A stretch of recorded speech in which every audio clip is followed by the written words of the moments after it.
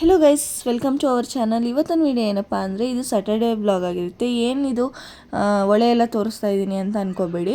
Saturday ದಿನ ನಮ್ಮ ಅಕ್ಕವರೆಲ್ಲ ಊರಿಂದ ಬಂದಿದ್ದರು. ಅವ್ರನ್ನ ದೇವಸ್ಥಾನಕ್ಕೆ ಕರ್ಕೊಂಡು ಹೋಗಿದ್ವಿ. ಅವರು ಹೊಳೆಲೇ ಸ್ನಾನ ಮಾಡಬೇಕು ಅಂತ ಅಂದಿದ್ದಕ್ಕೆ ಅವ್ರ ಮಕ್ಕಳೆಲ್ಲ ಇದ್ದರು.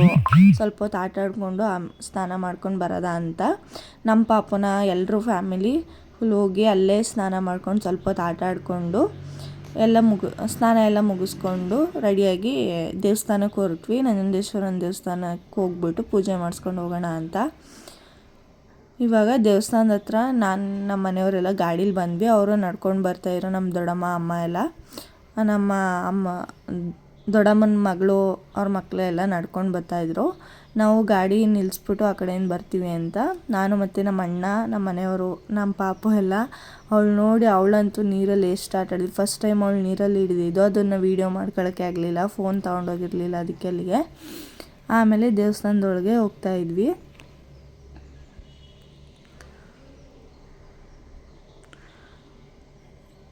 ಇವರು ನಮ್ಮ ಅಕ್ಕನ ಮಕ್ಕಳು.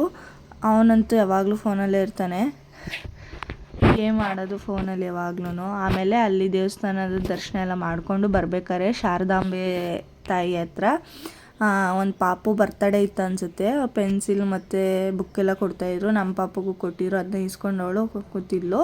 ಆಮೇಲೆ ಸ್ವಲ್ಪ ಹೊತ್ತು ಬಂದು ಈಚೆ ಕುಂತಿದ್ವಿ. ಅವತ್ತು ಬೆಳಗ್ಗೆನೇ ಹೋಗಿದ್ದಕ್ಕೂ ಅದಕ್ಕೂ ತುಂಬ ಚೆನ್ನಾಗಿತ್ತು ನೋಡೋಕ್ಕೆ, ನೀವೇ ನೋಡಬೇಕಾರೆ. ಆಮೇಲೆ ಅಲ್ಲಿ ಫುಲ್ ರಶ್ ಬೇರೆ ಇತ್ತು. ಅಲ್ಲಿ ಇವಾಗ 10 ದಿನ ರಥೋತ್ಸವನ ಏನೋ ನಡೆಯುತ್ತೆ. ಸಂಜೆ ಟೈಮ್ ಹೋದರೆ ಚೆನ್ನಾಗಿರುತ್ತೆ, ಮೇಲೆಲ್ಲ ಬಿಡ್ತಾರೆ, ನೀವು ಬಂದು ನೋಡಿ ಬೇಕಾದರೆ. ಆಮೇಲೆ ನನಗೊಂದು ಮೇಕಪ್ ಬುಕ್ ಆಗಿತ್ತು ನನ್ನ ಫ್ರೆಂಡ್ದೇ. ಸಂಜೆಗೆ ಅಲ್ಲಿಂದ ಹೊರಟ್ವಿ. ಸ್ವಲ್ಪ ಬೇಗನೆ ಹೊರಟು ಮಾಲ್ ಹತ್ರ ಹೋಗ್ಬಿಟ್ಟು ಮೂವಿಗೂ ನೋಡೋಕೆ ಹೋಗೋದಾ ಅಂತ ಹೋಗಿದ್ವಿ, KD ಮೂವಿನ. ಅಲ್ಲಿ ಹೋಗ್ಬಿಟ್ಟು ಆಮೇಲೆ ಟಿಕೆಟ್ ಬುಕ್ ಮಾಡಿಕೊಂಡು ಸ್ವಲ್ಪ ಹೊತ್ತು ಕುಂತಿದ್ವಿ. ಇನ್ನೂ ಶೋ ಸ್ಟಾರ್ಟ್ ಆಗಿರಲಿಲ್ಲ. ಕೂತ್ಕೊಂಡು ಎಷ್ಟೊತ್ತು ಆಮೇಲೆ ಒಳಗಡೆ ಬಿಟ್ಟರು, ಥಿಯೇಟರ್ ಒಳಗಡೆ. KD ಮೂವಿ ಯಾರ್ಯಾರು ನೋಡಿದ್ರಿ, ಯಾರ್ಯಾರಿಗೆ ಇಷ್ಟ ಆಯಿತು ಕಮೆಂಟ್ ಮಾಡಿ. ನಾನು ಹೋಗಿದ್ದು ಮೇಯ್ನಾಗಿ ಸುದೀಪ್ ಲಾಸ್ಟ್ ಸೀನಲ್ಲಿ ಬರ್ತಾರೆ ಸುದೀಪ್ ಸರ್ ಅನ್ನೋದಕ್ಕೋಸ್ಕರ ನೋಡೋಕ್ಕೆ ಅಂತ ಹೋಗಿದ್ದು. ನನಗೆ ಫೈಟಿಂಗ್ ಮೂವೀಸ್ ಎಲ್ಲ ಅಷ್ಟು ಇಷ್ಟ ಆಗಲ್ಲ, ಬಟ್ ಸುದೀಪ್ ಸರ್ ಇರ್ತಾರೆ, ಅದು ಸ್ವಲ್ಪ ಕಾಮಿಡಿಯಾಗಿತ್ತು ಮೂವಿ ಅಂತ ಹೋಗಿದ್ದು. ಬಟ್ ಇಂಟ್ರೆಸ್ಟಿಂಗಾಗಿತ್ತು ಮೂವಿ, ಫಸ್ಟ್ ಟೈಮ್ ನೋಡ್ಬೋದು. ನೀವು ಯಾರ್ಯಾರಿಗೆ ಈ ಮೂವಿ ಇಷ್ಟ ಆಯಿತು ಮತ್ತು ಸುದೀಪ್ ಸರ್ಗೋಸ್ಕರ ಯಾರ್ಯಾರು ಹೋಗಿ ಈ ಮೂವಿನ ನೋಡಿದ್ರಿ ಕಮೆಂಟ್ ಮಾಡಿ. ಸುದೀಪ್ ಸರ್ಗೋಸ್ಕರನೇ ಹೋಗಿ ನೋಡಿದರೆ ಲೈಕ್ ಮಾಡಿ. ನಾನಂತೂ ಸುದೀಪ್ ಸರ್ ನೋಡೋಕ್ಕೋಸ್ಕರನೇ ಆ ಮೂವಿಗೆ ಹೋದೆ. ಆಮೇಲೆ ಅಲ್ಲಿ ಮೂವಿ ನೋಡಿ ಮುಗಿಸಿ ಆಮೇಲೆ ಅಲ್ಲಿಂದ ಮೇಕಪ್ ಮಾಡೋಕ್ಕೆ ಟೈಮ್ ಆಯಿತು. ರಿಸೆಪ್ಷನ್ ಲುಕ್ಗೆ 7 o'clock ಇದ್ದಿದ್ದು ರಿಸೆಪ್ಷನ್ನು. ಅಲ್ಲಿ ಅಷ್ಟೊತ್ತಿಗೆಲ್ಲ ಮೇಕಪ್ ಮುಗಿಸ್ಬೇಕಿತ್ತು, ಬಟ್ ಸ್ವಲ್ಪ ಲೇಟ್ ಆಗೋಗಿತ್ತು ಹುಡುಗಿ ಬರೋದೇ. ಬಂದ ತಕ್ಷಣ ಬೇಗ ಹೇರ್ ಸ್ಟೈಲ್ ಮಾಡಿಕೊಂಡು ಆಮೇಲೆ ಮೇಕಪ್ನ ಸ್ಟಾರ್ಟ್ ಮಾಡಿದೆ. ನೀವು ಯಾವ್ದಾರ ಫಂಕ್ಷನ್ಗಳಿಗೆ ಮೇಕಪ್ ಆರ್ಟಿಸ್ಟ್ನ ಹುಡುಕ್ತಾ ಇದ್ದರೆ ಇಲ್ಲಿ ಕೆಳಗೆ ಕೊಟ್ಟಿರೋ ನನ್ನ ನಂಬರ್ ಮತ್ತು ಇನ್ಸ್ಟಾಗ್ರಾಮ್ ID-ನ ಫಾಲೋ ಮಾಡಿಕೊಂಡು DM ಮಾಡಿ. ಏನಾರ ಮೇಕಪ್ ಬುಕ್ ಮಾಡಬೇಕು ಅಂದರೆ ಅಫೋರ್ಡಬಲ್ ಪ್ರೈಸಲ್ಲಿ ಒಳ್ಳೆ ಪ್ರಾಡಕ್ಟ್ಸಲ್ಲಿ ನಿಮಗೆ ಮೇಕಪ್ನ ನಾನು ಮಾಡಿಕೊಡ್ತೀನಿ. ಮತ್ತು ಯಾವುದೇ ಥರ ಲುಕ್ ಆದ್ರೂ ಸರಿ ಮಾಡಿ ಕೊಡ್ತೀನಿ. ಇನ್ನು ಹೆಚ್ಚಿನ ಡೀಟೇಲ್ಸ್ಗಾಗಿ ನಾನು ಇನ್ಸ್ಟಾಗ್ರಾಮ್ದು ID ಹಾಕಿರ್ತೀನಿ, ಅಲ್ಲಿ ಫಾಲೋ ಮಾಡಿ ಬೇಕಾದ್ರೆ ಚೆಕ್ ಮಾಡಿ. ನಂದು ಮೇಕಪ್ ಮಾಡಿರೋ ಅಷ್ಟು ಫೋಟೋ ವೀಡಿಯೋಸ್ ಎಲ್ಲ ಅದರಲ್ಲಿ ಹಾಕಿದ್ದೀನಿ, ಅಪ್ಲೋಡ್ ಮಾಡಿದ್ದೀನಿ, ನೋಡಿ ಬೇಕಾದ್ರೆ. ಇವಾಗಲೂ ಅಷ್ಟೇ, ಇವರು ನನ್ನ ಫ್ರೆಂಡು, ನಾನು ಕೆಲಸ ಮಾಡಬೇಕಾದ್ರೆ ಪರಿಚಯ ಆಗಿರೋಂಥ ಫ್ರೆಂಡ್. ಅವರು ಮ್ಯಾರೇಜ್ಗೆ ನನ್ನ ಬುಕ್ ಮಾಡಿದರು. ಅಲ್ಲೋಗಿ ಇವಾಗ ಮೇಕಪ್ನ ಮುಗಿಸ್ಕೊಟ್ಟಿದ್ದೀನಿ. ನಾನು ಅವ್ರದ್ದು ಡ್ರೆಸ್ಗೆ ಸ್ಮೋಕಿ ಎಫೆಕ್ಟ್ನ ಐ ಲುಕ್ ಮಾಡಿ ಮತ್ತು ಓಪನ್ ಹೇರ್ ಸ್ಟೈಲ್, ಅವರು ಕರ್ಲಿ ಹೇರ್ ಸ್ಟೈಲ್ ಕೇಳಿದರು, ಅದಕ್ಕೆ ಅದೇ ಥರ ಮಾಡಿಕೊಟ್ಟಿದ್ದೀನಿ. ನಿಮಗೆ ಏನಾದರೂ ಮೇಕಪ್ ಬುಕ್ ಮಾಡಬೇಕು ಅಂದರೆ ಇಲ್ಲಿ ಕೆಳಗೆ ಕೊಟ್ಟಿರೋ ನಂಬರ್ಗೆ ವಾಟ್ಸಪ್ ಮಾಡಿ ಅಥವಾ ಇನ್ಸ್ಟಾಗ್ರಾಮಲ್ಲಿ DM ಮಾಡಿ. ಮತ್ತು ಈ ಲುಕ್ ಹೇಗಿತ್ತು ಅಂತ ಲಾಸ್ಟಲ್ಲಿ ಕಮೆಂಟ್ ಮಾಡಿ ನೋಡಿಬಿಟ್ಟು.